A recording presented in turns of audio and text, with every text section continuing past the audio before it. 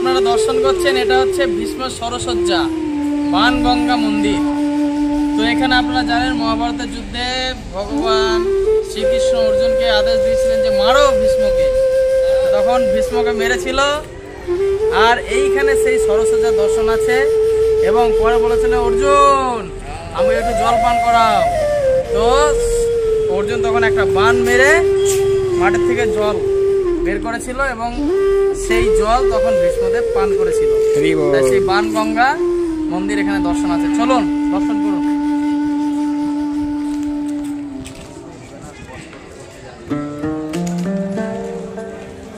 এতগুলো কি একটাতে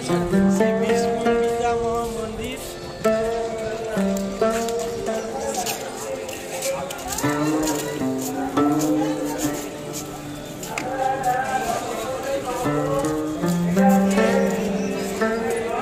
अच्छा इसलिए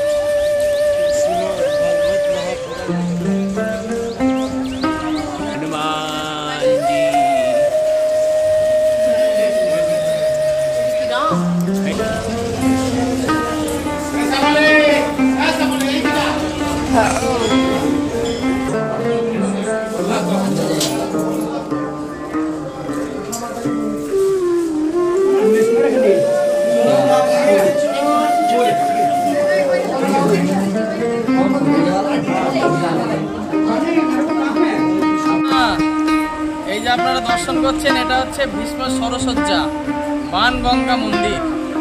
তো এখানে আপনারা জানেন মহাভারতের যুদ্ধে ভগবান শ্রীকৃষ্ণ অর্জুনকে